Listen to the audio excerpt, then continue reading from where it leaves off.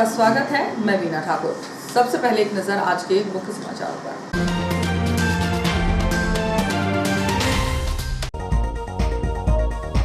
एक घंटे की बारिश ने किसानों के 4 महीने की मेहनत पर फेरा पानी। जब किसानों को पानी की दरकार थी तब नहीं मिला पानी और बिजली। सुरक्षित कही जाने वाली साई फॉर्च्यून सिटी के सोने आवास में बीती रात लाखों की हुई चोरी। फर्जी टिकट पकड़ने के लिए सहायक वाणिज्य प्रबंधक ने जारी किए आदेश।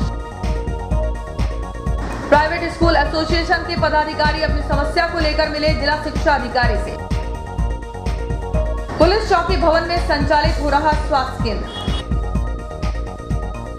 एसडीएम ने बाजार का भ्रमण कर अतिक्रमणकारियों को हटाने के लिए दिए निर्देश।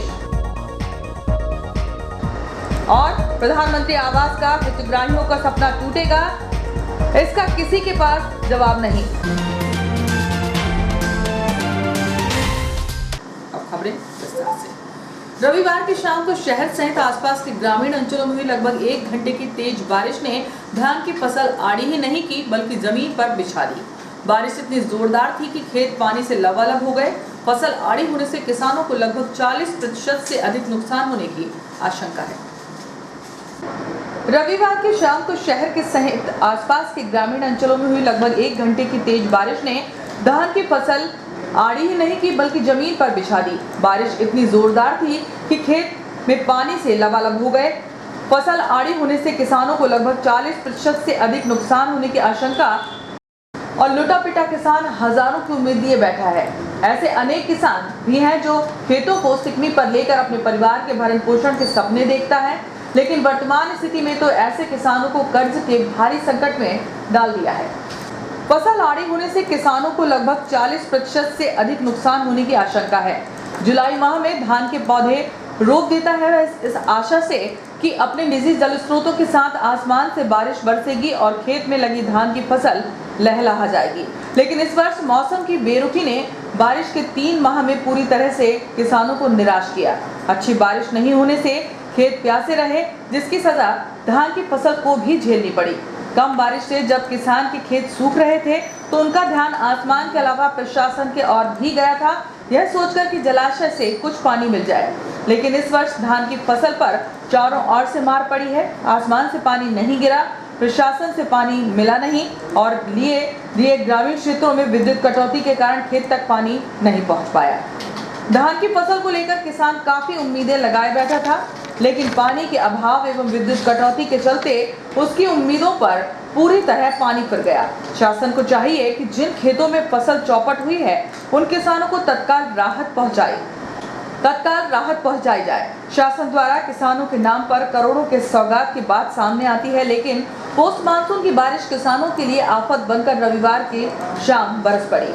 खेतों में धान की फसल पककर कटने को तैयार थी, पर अचानक तेज हवा के साथ शाम को हुई मूसलाधार बारिश ने खेतों में खड़ी धान को आड़ी कर दिया।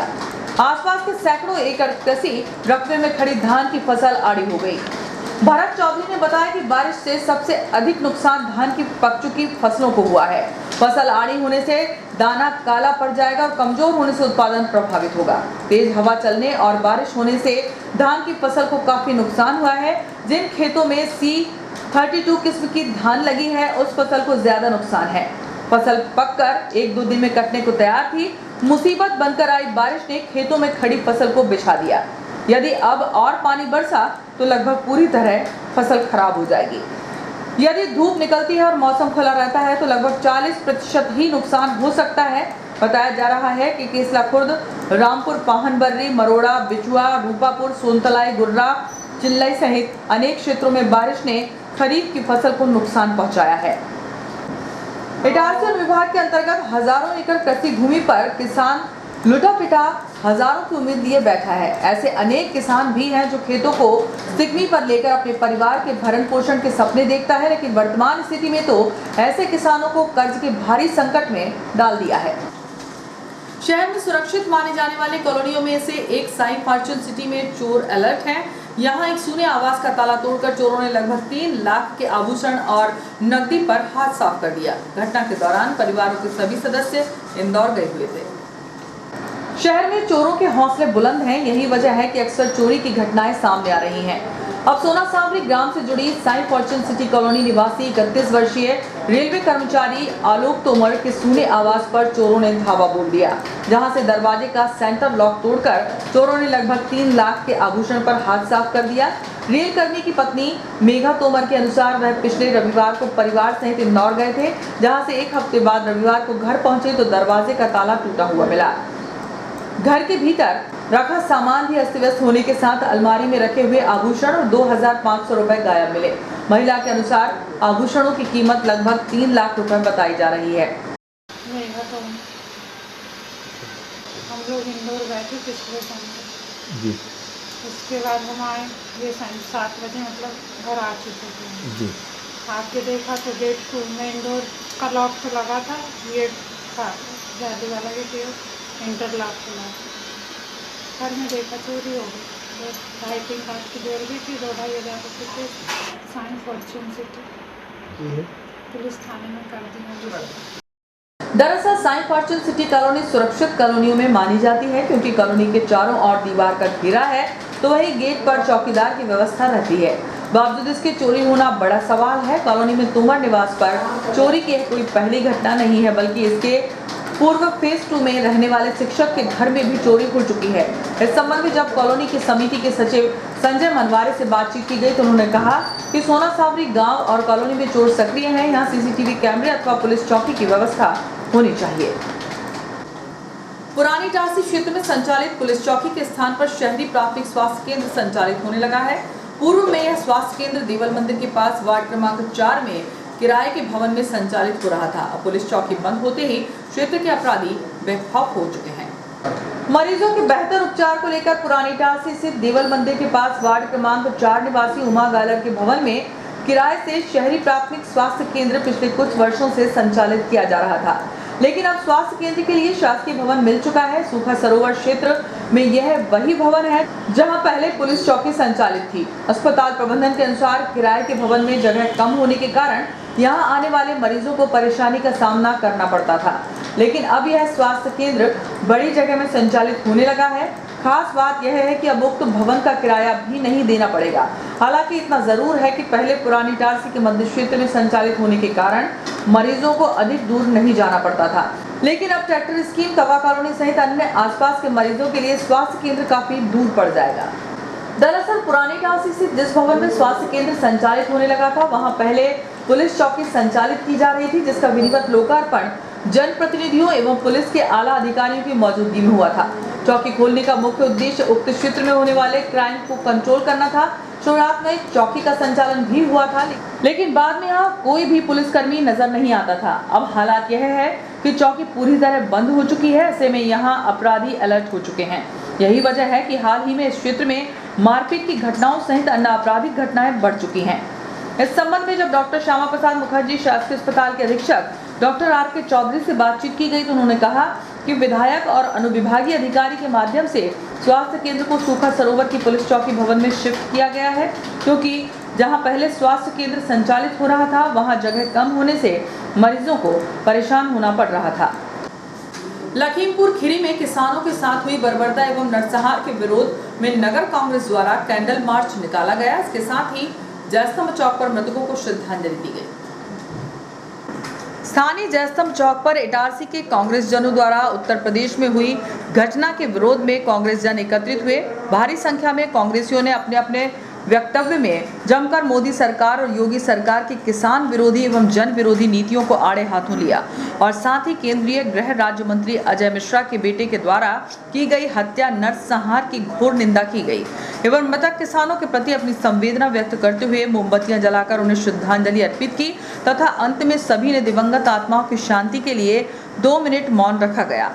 श्रद्धांजलि सभा का संचालन नगर किसान कांग्रेस अध्यक्ष राकेश चंदेल द्वारा किया गया तथा सभा को मोहन झलिया, रमेश बामने, पाली भाटिया, अशोक जैन, पंकज राठौर, राजकुमार केल उपाध्याय, राजेंद्र तोमर, गजानंद तिवारी, कमल चौधरी, अशोक साकले, अजय अहिरवार, चंपू भाटिया, प्रहलाद पप्पू आटनेर सहित कई वक्ताओं ने संबोधित किया। श्रद्धांजलि सभा में रामशंकर सोनकर, तेज सिंह राजपूत, राहुल दुबे, अनीश भाट, श्याम गौर, संजय बिडोले, कन्हैया बामने, नर्मदा रैकवार, अतुल तिवारी, नानू आर्य, चंद्रकांत बहारे, नीलेश मालोनिया, राजेश धारू, अवध पांडे, देवेंद्र शर्मा, लाली सलूजा, अजय पटेल, सुरेंद्र राठौर, केशव शर्मा, रफीक भाईजान सहित कई कार्यकर्ता उपस्थित हुए। फर्जी ई टिकट बनवाकर ट्रेनों में यात्रा करने वाले यात्रियों की धरपकड़ करने के लिए भोपाल मंडल के वाणिज्य प्रबंधक द्वारा सभी सीटीआई कार्यालयों में आदेश जारी किए गए हैं ताकि ऐसे फर्जी टिकट लेकर यात्रा करने वालों पर कार्रवाई की जा सके। ट्रेनों में यात्रा करने के लिए ई टिकट का चलन बढ़ गया है। ऐसी कुछ टिकटें फर्जी भी बनाई जा रही हैं, जिसकी सामान्य जांच के दौरान ओरिजिनल और फर्जी टिकट में अंतर समझ में नहीं आता। ऐसे में वह व्यक्ति रेलवे को नुकसान पहुंचाकर आसानी से अपनी यात्रा पूरी कर लेता है। ऐसे मामले कुछ समय पूर्व दक्षिण पूर्व मध्य रेलवे में सामने आ चुके हैं। हाल ही में 02-884 में एक यात्री के पास फेक टिकट पाई गई है, जिसे देखते हुए भोपाल मंडल के वाणिज्य प्रबंधक ने निर्देश जारी करते हुए टीटीई स्टाफ को अलर्ट किया है ताकि ऐसे मामलों की रोकथाम की जा सके। रजक महासंघ संयुक्त मोर्चे के माध्यम से संपूर्ण प्रदेश में संभागीय स्तर पर एससी में शामिल करने के लिए मुख्यमंत्री के नाम संभागीय कमिश्नर को एक ज्ञापन सौंपा गया। रजक महासंघ संयुक्त मोर्चे के माध्यम से संपूर्ण प्रदेश में संभागीय स्तर पर एससी में शामिल करने के लिए मुख्यमंत्री के नाम संभागीय कमिश्नर को एक ज्ञापन सौंपा गया। ज्ञापन सौंपने वालों में कैलाश नाहर, अभिषेक कनौजिया, अशोक मालवीय, किशन मालवीय, महेश माधुरी, लीलाधर बनवारी, कैलाश कनौजिया, नंदलाल भगोरिया, वीरेंद्र सिलोटिया एवं सामाजिक बंधु उपस्थित थे।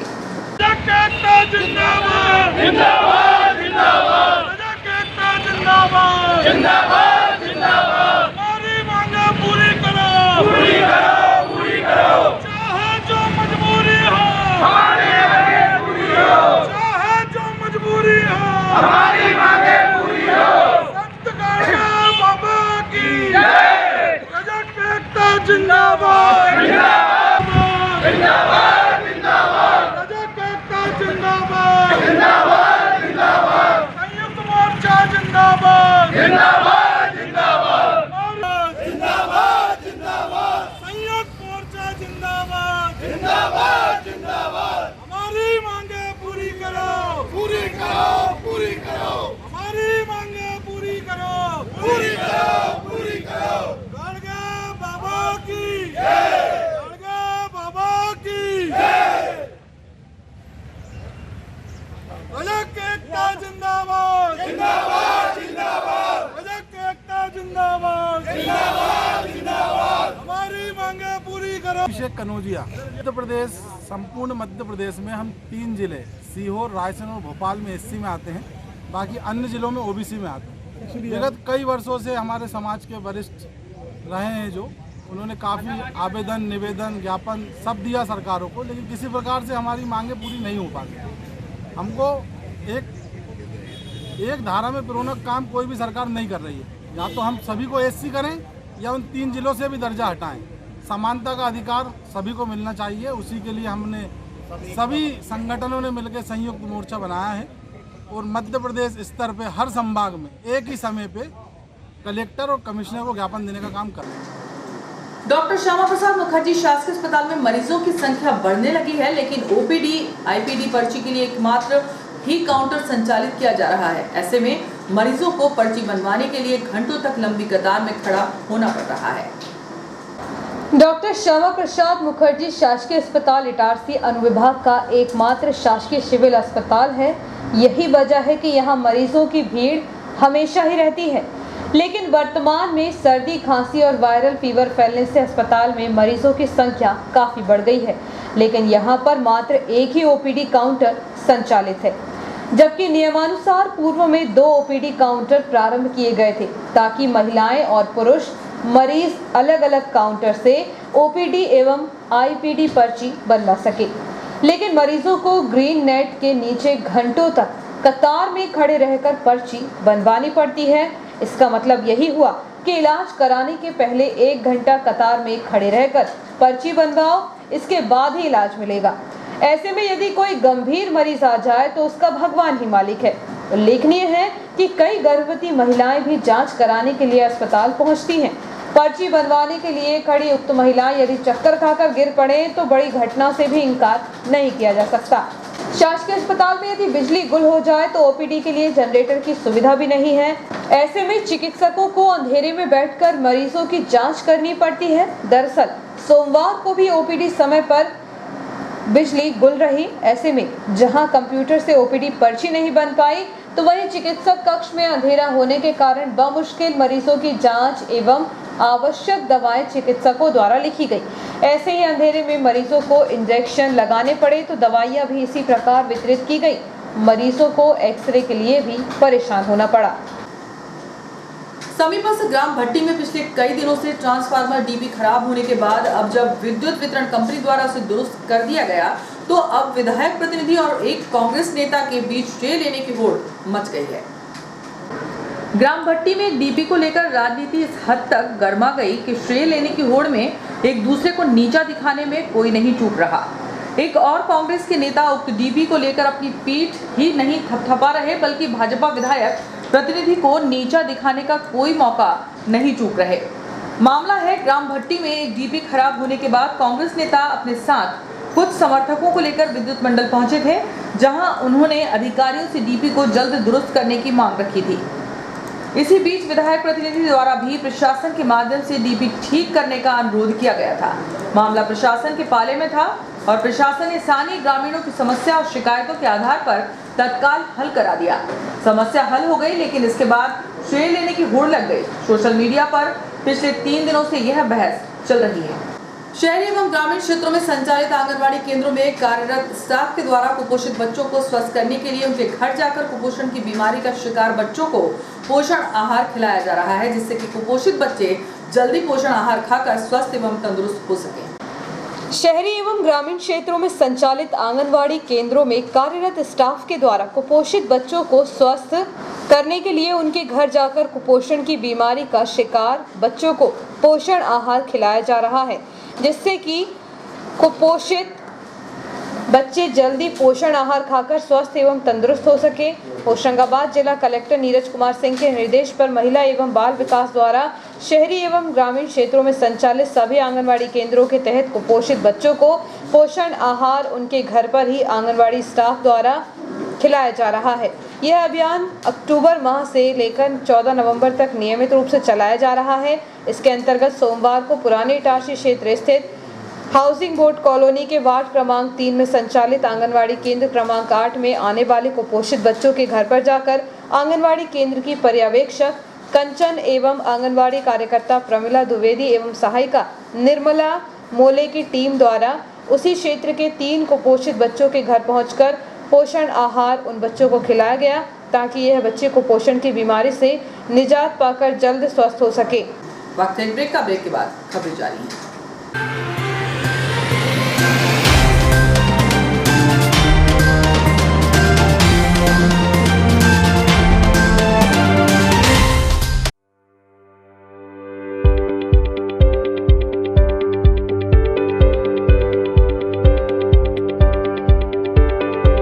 अब आपके शहर इटारसी में उपलब्ध है high speed rail wire broadband net connection.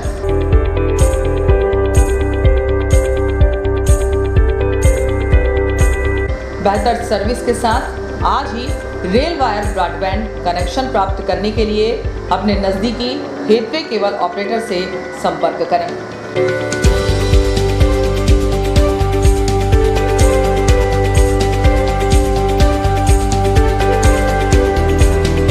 अधिक जानकारी के लिए कार्यालय रेल वायर मेहानी भवन बालाजी मंदिर के पास इटारसी में संपर्क किया जा सकता है।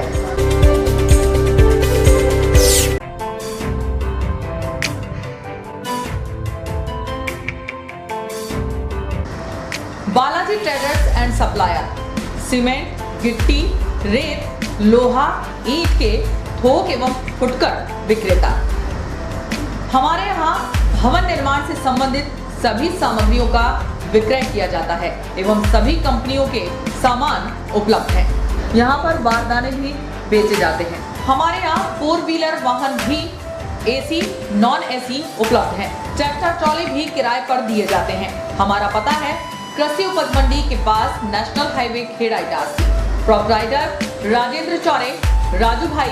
Mobile number 70473 34491 7400567111।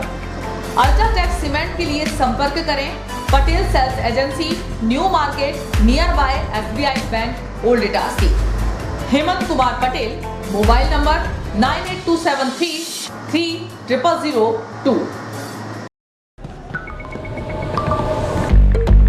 मिला क्या? वेट, रो, गॉट इट।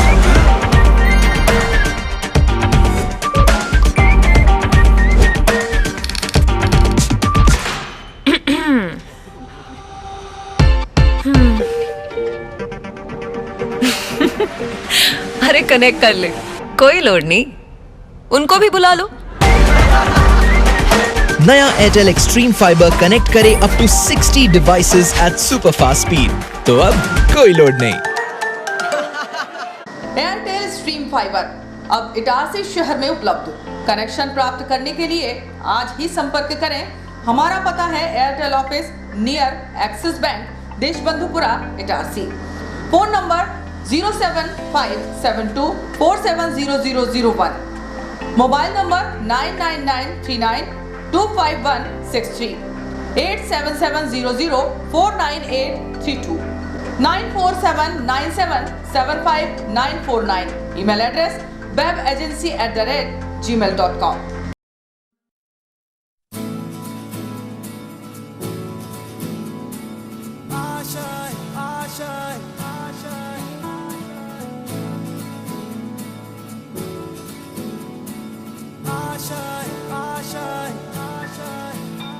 कुछ पाने की हो आस आस, कोई अरमा हो जो खास खास आशाएं, हर कोशिश में हो बार बार, करे दरियाओं को आर पार आशाएं, तूफानों को चीर के मंजिलों को छीन ले, आशाएं ले दिल की, उम्मीदें हंसे दिल की, अब मुश्किल नहीं कुछ भी, नहीं कुछ भी, आशाएं ले दिल की, उम्मीदें हंसे दिल की, अब मुश्किल नहीं कुछ भी, कुछ पाने की हो आस आस, कोई अरमा हो जो खास खास आशाएं, हर कोशिश में हो बार बार, करे दरियाओं को आर पार आशाएं, तूफानों को चीर के मंजिलों को। आपका विश्वसनीय चंचल ज्वेलर्स अब नए शोरूम में गोल्ड प्लेटेड आभूषणों एवं नए डायमंड ज्वेलरी के साथ 1 ग्राम और 2 ग्राम वाली सोने की 4 चूड़ियां एवं कंगन, 1 ग्राम और 2 ग्राम वाला सोने का मंगलसूत्र, हार, करदौना, चैन, झुमके, बाजूबंद और सभी प्रकार के गहने, डायमंड सेट एवं एंटिक ज्वेलरी और फैंसी ज्वेलरी का अनुपम संग्रह।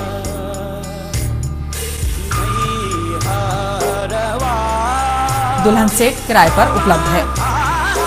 1 ग्राम और 2 ग्राम की हर खरीदी पर निश्चित उपहार पाएं।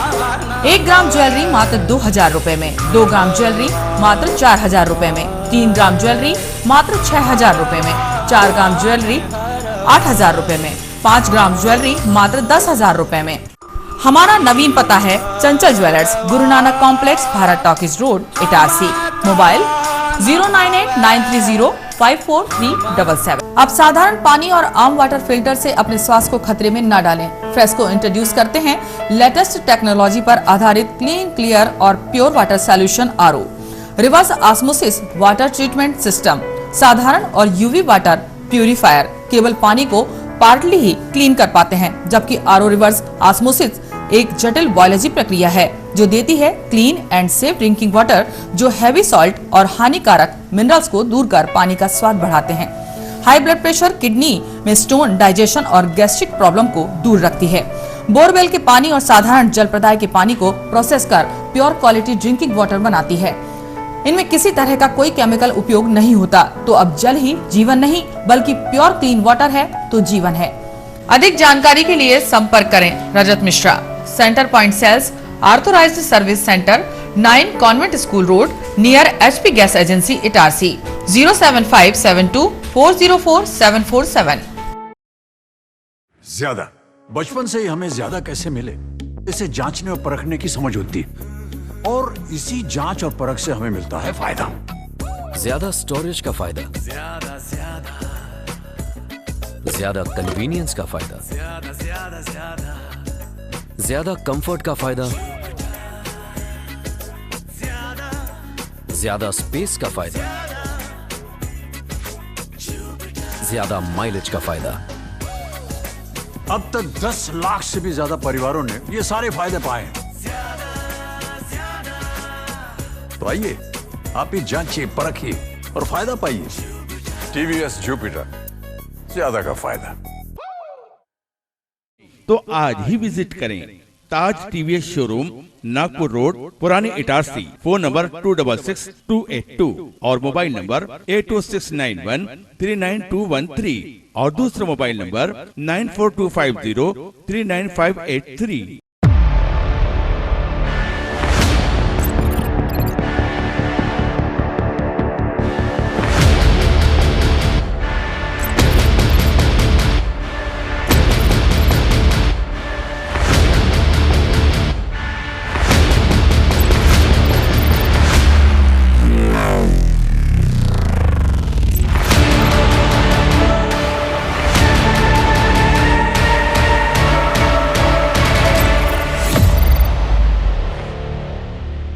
तो आज ही विजिट करें ताज TVS शोरूम, नागपुर रोड, पुराने इटारसी। फोन नंबर 266282 और मोबाइल नंबर 80691399213 और दूसरा मोबाइल नंबर 9425039583।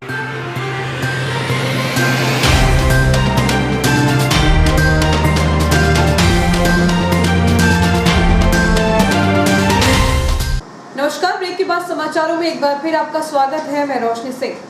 विगत दिवस प्राइवेट स्कूल एसोसिएशन की मासिक बैठक आयोजित की गई थी, जिसमें निर्णय लिया गया था कि जिन स्कूलों की मान्यता 2021-22 के लिए ऑटो रिन्यूअल से हुई है, उनके मान्यता प्रमाण पत्र पोर्टल पर अपलोड नहीं है। इस संबंध में जिला शिक्षा अधिकारी से संपर्क कर अपलोड कराने के लिए ज्ञापन दिया गया। इस संबंध में जिला शिक्षा अधिकारी से संपर्क कर अपलोड कराने के लिए ज्ञापन देंगे। इसी तारतम्य में जिला अध्यक्ष शिव भारद्वाज के नेतृत्व में जाफर सिद्दीकी सहित पदाधिकारियों ने नवागत जिला शिक्षा अधिकारी को ज्ञापन सौंपकर उक्त समस्या से अवगत कराया एवं जल्द ही मान्यता प्रमाण पत्र पोर्टल पर अपलोड कराने के लिए कहा। अपलोड न होने की वजह से कई स्कूलों को बैंक में स्कूल का खाता KYC कराने में समस्या का समाधान करना पड़ रहा है और अन्य डॉक्यूमेंटेशन में भी प्रमाण पत्र की आवश्यकता होती है। इसी प्रकार वर्ष 2018-19 में RTE के तहत जो प्रवेश हुए थे, उसमें कुछ स्कूल में ऐसे बच्चों का प्रवेश हुआ जो पहले से RTE के तहत किसी अन्य स्कूल में अध्ययनरत थे, परंतु फीस प्रतिपूर्ति के लिए जब छात्र को पोर्टल पर वर्तमान स्कूल में करने की प्रक्रिया करते हैं तो पोर्टल पर किसी अन्य स्कूल में अध्ययनरत होने का मैसेज प्राप्त होता है। इसी प्रकार के प्रवेश के लिए पूर्व में 17 फरवरी 2021 को राज्य शिक्षा केंद्र से एक पत्र जारी हुआ था कि DPC ही इस तरह के छात्र को वर्तमान स्कूल में ट्रांसफर कर सकते हैं, जिसके लिए वर्तमान स्कूल से उस बच्चे को प्रवेश एवं आवंटन पत्र से संबंधित सभी आवश्यक दस्तावेज स्कूल का पत्र के साथ बुलाए गए थे। स्कूलों ने सभी जानकारी दे दी थी, परंतु 6 माह निकल जाने पर भी अब तक छात्र वर्तमान स्कूल में ट्रांसफर नहीं हुए। इसके लिए संगठन के माध्यम से एक बार फिर नवागत DPC को मिलकर उक्त प्रकरण के निराकरण के लिए ज्ञापन दिया। नवरात्र उत्सव को लेकर शांति समिति की बैठक का आयोजन 5 अक्टूबर को शहर के ऑडिटोरियम में दोपहर 1 बजे से आयोजित किया जाएगा। इस अवसर पर शहर के सार्वजनिक स्थानों पर दुर्गा प्रतिमाओं की स्थापना करने वाली समिति के अध्यक्ष एवं अन्य पदाधिकारियों के साथ ही शहर के गणमान्य नागरिक एवं मीडिया कर्मी मौजूद रहेंगे। शहर में पसरने लगे अतिक्रमण को लेकर प्रशासन फिर सख्त हो गया है। सोमवार को SDM ने बाजार में भ्रमण कर अतिक्रमण करने वाले दुकान संचालकों को हिदायत देते हुए उन्हें दुकान के बाहर सामान नहीं रखने के निर्देश दिए। अतिक्रमण हटाओ मुहिम बंद होने के बाद व्यवसायियों द्वारा दुकानों के सामने अतिक्रमण किया जा रहा है। अतिक्रमण के चलते बाजार की चौड़ी सड़कें तंग होने से आवागमन करने वालों को परेशान होना पड़ रहा है।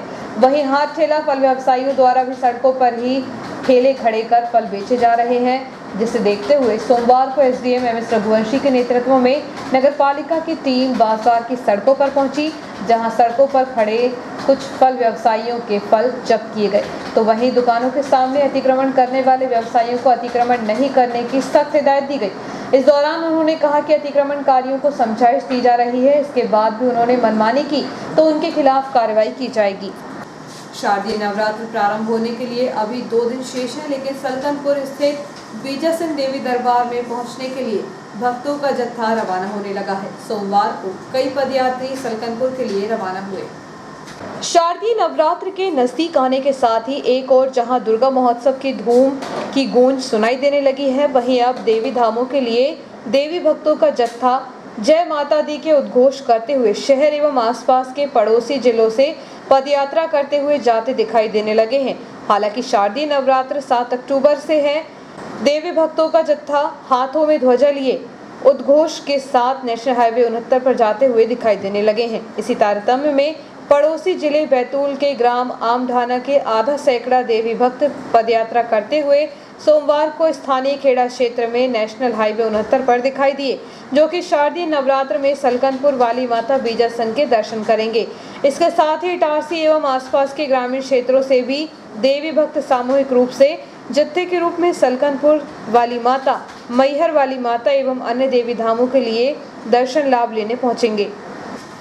प्रधानमंत्री द्वारा गरीब तबके के परिवारों के लिए पीएम आवास की योजना के तहत पक्के मकान प्रदान किए जाने के लिए प्रयास किए जा रहे हैं, परंतु शहर में यह योजना नगरपालिका द्वारा ठेकेदार के माध्यम से लंबे समय से संचालित नहीं की जा रही है। लेकिन अभी तक पीएम आवास मिलने का सपना देख रहे कई गरीब परिवारों को पक्के आवास नहीं मिल सके हैं। प्रधानमंत्री द्वारा गरीब तबके के परिवारों के लिए पीएम आवास की योजना के तहत पक्के मकान प्रदान किए जाने के लिए प्रयास किए जा रहे हैं, परंतु शहर में यह योजना नगरपालिका द्वारा ठेकेदार के माध्यम से लंबे समय से संचालित की जा रही है। लेकिन अभी तक पीएम आवास मिलने का सपना देख रहे कई गरीब परिवारों को पक्के आवास नहीं मिल सके, जबकि नगरपालिका के लोक निर्माण विभाग द्वारा 2 अलग-अलग निर्माण कंपनियों के ठेकेदारों के माध्यम से पीएम आवास बनाए जाने का कार्य कराया जा रहा है। शहर में प्रधानमंत्री आवास योजना के तहत वर्ष 2018 से पक्के आवासों को बनाए जाने का कार्य 2 स्थानों पर नगरपालिका द्वारा कराया जा रहा है, लेकिन वर्ष 2021 के अक्टूबर माह तक भी प्रियदर्शनी नगर क्षेत्र में बनाए जा रहे ईडब्ल्यूएस श्रेणी के पक्के मकान अभी तक निर्माणाधीन है। वहीं स्थानीय सब्जी मंडी क्षेत्र में आजाद नगर में 99 ईडब्ल्यूएस श्रेणी, 65 LIG के साथ ही 16 दुकानों का निर्माण नगरपालिका द्वारा ठेकेदार के माध्यम से कराया जा रहा है। नगरपालिका कार्यालय के लोक निर्माण विभाग द्वारा इन मकानों का आवंटन वर्ष 2022 में पीएम आवास के हितग्राहियों को किया जाना है, लेकिन दोनों ही स्थानों पर निर्माणाधीन पीएम आवासों का काम मंथर गति से चल रहा है, जिसके संबंध में नगरपालिका के लोक निर्माण विभाग के सूत्र बताते हैं कि कोरोना का हाल में निर्माण सामग्री उपलब्ध नहीं होने के कारण पीएम आवासों का निर्माण कार्य में देरी हुई है। सूत्र यह भी बताते हैं कि नगरपालिका के द्वारा ठेकेदारों को निर्माण कार्य का भुगतान करने में अधिक विलंब किया गया, जिसके चलते भी बार-बार निर्माण कार्य में व्यवधान उत्पन्न हुए हैं। हालांकि वर्तमान में दोनों स्थानों में ठेकेदार के द्वारा निर्माण कार्य संचालित किया जा रहा है, लेकिन पीएम आवास का सपना देखने वाले गरीब परिवारों के हितग्राहियों को यह सौगात कब तक मिलेगी, यह तो आने वाला वक्त ही बताएगा। फिलहाल तो नगरपालिका द्वारा पीएम आवास का निर्माण कार्य कराया जा रहा है। जिला स्तरीय शैक्षणिक वैश्य प्रतिभा सम्मान समारोह के आयोजन को लेकर तैयारियां की जा रही हैं। इस वर्ष के परीक्षा रिजल्ट के आधार पर सम्मान किया जाएगा। वैश्य महासम्मेलन जिला इकाई द्वारा इस माह जिला बैठक व विशाल जिला स्तरीय शैक्षणिक वैश्य प्रतिभा सम्मान 2020-21 के परीक्षा रिजल्ट के आधार पर किया जाएगा। उक्त जानकारी देते हुए जिला अध्यक्ष संजय अग्रवाल शिल्पी ने बताया कि जिले भर के वैश्य समाज के प्रतिभावान बेटे बेटियां जिन्होंने इस वर्ष 10वीं व 12वीं की परीक्षा में 90% या उससे अधिक प्राप्त किए हों, स्नातक व स्नातकोत्तर में किसी भी ब्रांच या चाहे वह किसी भी विषय में हो 75% या उससे अधिक अंक अर्जित किए हों तथा विशेष योग्यता परीक्षा जैसे CA, MBBS architect, UPSC, PSC आदि उत्तीर्ण की हो, अपनी अंक सूची व डिग्री की सत्य प्रतिलिपि की हार्ड कॉपी या स्कैन कर उसकी फोटोकॉपी व्हाट्सएप पर 15 अक्टूबर तक कार्यक्रम संयोजक प्रियंक गोयल को उनके व्हाट्सएप नंबर 9827320184 पर भेज सकते हैं अथवा जिला कार्यालय वैश्य महासम्मेलन अरिहंत कैपिटल मार्केट नवमी लाइन के पते पर कोरियर द्वारा भेजें। किसी राज्य या राष्ट्रीय स्तरीय प्रतियोगिता में स्थान प्राप्त करने वाली किसी राष्ट्रीय स्तर के अग्रणी शैक्षणिक संस्थान या ट्रेनिंग सेंटर में चयनित वैश्य प्रतिभाएं भी अपनी प्रविष्टि प्रमाण सहित भेज सकती हैं। लॉयंस क्लब फ्रेंड्स इटारसी द्वारा हंगर एक्टिविटी के तहत भोजन वितरण किया गया। इस दौरान लगभग 300 जरूरतमंदों को भोजन वितरित किए गए। सप्ताह एक सेवा अनेक लॉयंस क्लब इटारसी फ्रेंड्स द्वारा सेवा सप्ताह के द्वितीय चरण को स्थानीय जयस्तंभ चौक पर 300 से अधिक जरूरतमंदों को भोजन वितरण कर हंगर एक्टिविटी कर सेवा प्रदान क्लब सदस्यों द्वारा की गई। इसके साथ ही लॉयन अशोक खंडेलवाल का जन्मोत्सव भी मनाया गया। संपूर्ण गतिविधि में सभी सदस्यों के साथ पूर्ण समय सेवा में उपस्थिति क्लब पीएसटी के साथ MJF PDG lion Anil Jha, MJF lion Ashok Lalwani, Prakash Khandelwal, Vijay Manwani, Bharti Gurwani, Anju Gupta, Anil Jain, Deepak Chaurasia, Nitin Agarwal, Basant Agarwal और समाज सेवी सुधीर गोठी साक्षी बने।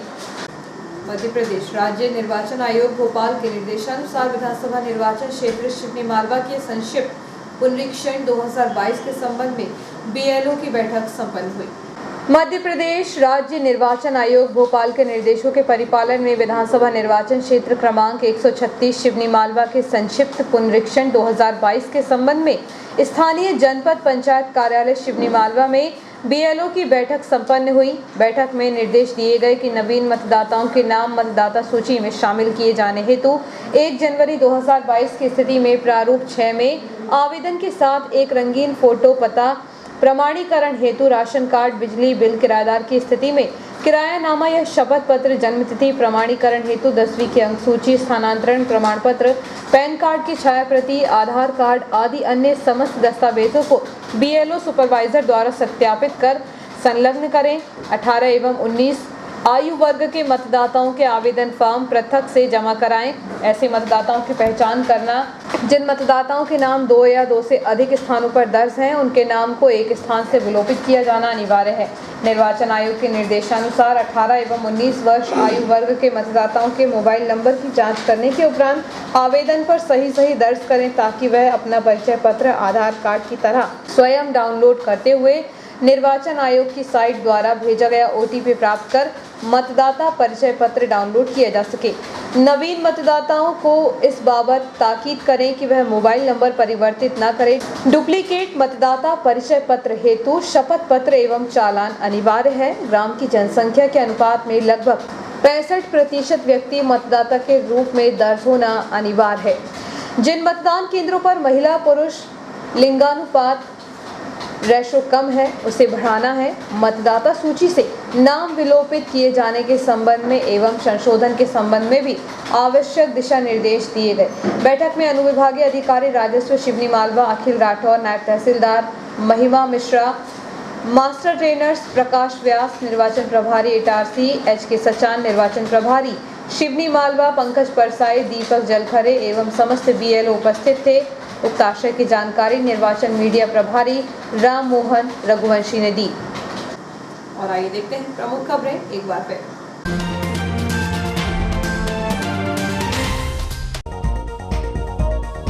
एक घंटे की बारिश ने किसानों के 4 महीने की मेहनत पर फेरा पानी। तब किसानों को पानी की दरकार थी, तब नहीं मिला पानी और बिजली। सुरक्षित कही जाने वाली साई फॉर्च्यून सिटी के सूने आवास में बीती रात लाखों की हुई चोरी। फर्जी टिकट पकड़ने के लिए सहायक वाणिज्य प्रबंधक ने जारी किए आदेश। प्राइवेट स्कूल एसोसिएशन के पदाधिकारी अपनी समस्या को लेकर मिले जिला शिक्षा अधिकारी से। पुलिस चौकी भवन में संचालित हो रहा स्वास्थ्य केंद्र। एसडीएम ने बाजार का भ्रमण कर अतिक्रमणकारियों को हटाने के लिए दिए निर्देश। और प्रधानमंत्री आवास का हितग्राहियों का सपना टूटेगा, इसका किसी के पास जवाब नहीं। बुलेटिन में इतना ही, आगे दीजिए, नमस्कार।